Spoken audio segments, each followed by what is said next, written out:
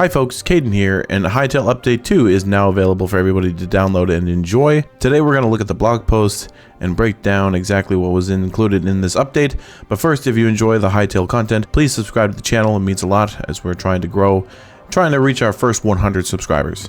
Now let's get into it. Starting from the top, we're going to take a look at the cosmetics and customization that have been added to the game. New avatar customization options have been added for everyone. Bandit mask and side knot, blindfold and thick variants. Bandage blindfold plus thick left eye and right eye variants. Vampire mouth, cute mouth, orc mouth, and white color to fantasy cotton cosmetic colors. Updated visuals for the following haircuts. Single side pigtail, hair stick bun, simple bob cut, fighter buns, smart elven, and windswept. They also added new armor slot visibility toggles next to equipped armor, accessible directly in the character panel. Server hosts can disable or enable this feature to enforce rules for PvP and immersion purposes. Improved animations for capes when the player is running. And now we move on to new gameplay and balance changes. A new item was added that allows users to raise skeletal minions from nearby bone piles. This item has a chance to drop from the large Praetorian skeleton. Adamantite now requires a thorium or cobalt pickaxe to be mined. Mining and pickaxe progression has been adjusted. Lower tier pickaxes now deal much less damage to higher tier ore blocks. Upgrading to a higher quality pickaxe significantly reduces the amount of hits required. Buffed polar bears didn't mess with polar bears to begin with, but now they're going to be even worse to deal with. More decorative light recipes have been added to the furniture bench, which is great. The following NPCs will now drop medium hide instead of light hide: bison, boar, cows, horses, and warthogs. The magma toad has been adjusted. The fiend in the dark that dragged everyone down into the lava pools has been adjusted. The tongue damage has been significantly reduced. It now alternates between its tongue attack and its new ability, Headbutt.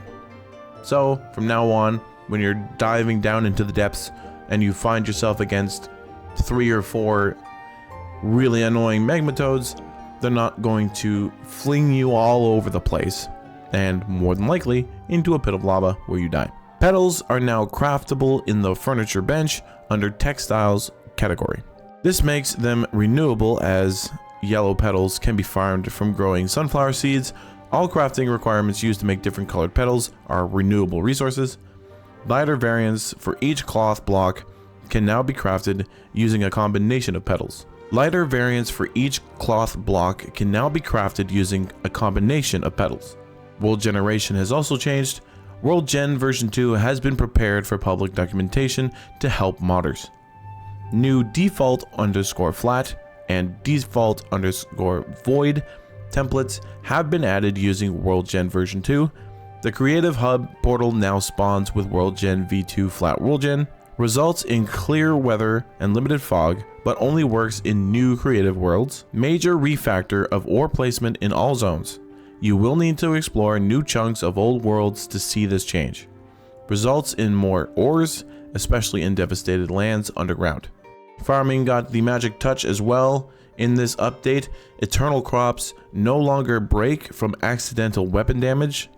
Increased tilled soil lifetime now lasts longer, between 1.2 to 1.5 days. This is great for those people who enjoy farming in the game. I am not one of those people, but my buddy Stress is one of those people who enjoys the farming life, so that's positive news for him. Fixed soil decay under fully grown crops. You can now hold torches in your offhand while using the hoe and seeds. Makes it much better to do your farming at night. Breaking fully grown eternal crops will drop their seeds back. Harvested crops can now be placed on the ground when crouching. Recipe requirement costs have been adjusted for hoes. Hoes now unlock at different farming bench tiers. Copper is now tier 2 instead of tier 4. Iron is now tier 4 instead of tier 8. Thorium has been added to tier 6. We have a large list of UI and UX changes. Improved the editor block tooltip descriptions Tooltips will now display the name of colors when hovering over color options in the avatar customization menu. Made improvements to the visibility of the hotbar active slot by increasing contrast and adding a diamond indicator. This makes it easier to see the hotbar active slot when in brighter environments like the Howling Sands. The categories of memories are now sorted alphabetically when being viewed via the Heart of Orbis. Scripted brush quality of life improvements, added missing entries to filters, and removed invalid blocks from filters. Fixed various bugs in existing scripted brushes. Added decoration and cave brushes, removed redundant scripted brushes, updated the jump if block type node to use a single offset instead of a list of offsets. Inventory interaction updates, better double click handling, you can now click faster. Shift clicking on armor will now directly equip it if no armor is currently equipped in the respective slot. QERT shortcut keybinds have been added for the inventory quick actions, put all, pull all, quick stack, and sort. Shortcuts now display in the tooltip when hovering over quick actions buttons such as sort items by type. An FPS counter overlay option has been added on the settings menu. This can be found under general user interface. The current FPS will be displayed in the top right corner of the game when this is enabled. They made various improvements on player markers. Player markers now display on the compass. Removed player prefix from the player markers on the map. Player names will always render on the map. Added toggle buttons for map/compass visibility in the map's player list. Players at different heights will have a different icon, up-down indicators in the compass. They added Ophidiophobia accessibility mode. This can be found under gameplay accessibility. This turns snakes into hatworms. So for those people who are afraid of snakes, there's a nice solution for you. Audio and visual effects, added all missing basic Rex sounds. And finally, we have bug fixes, tech, and stability. Introduced a server auto update system, including configuration options and new commands for update management. They added a new update module core plugin and integrated it into the server boot process, allowing the server to check for and apply updates, notify players, and handle stage updates. They introduced update config in Hytale server config with fields for enabling updates, check intervals, notification preferences, patch line selection, backup options, and auto apply modes.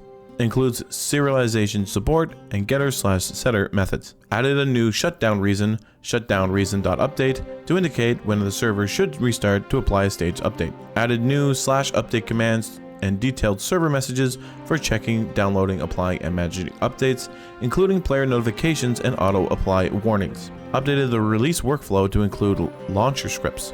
Made improvements to rendering shadows to fix various issues.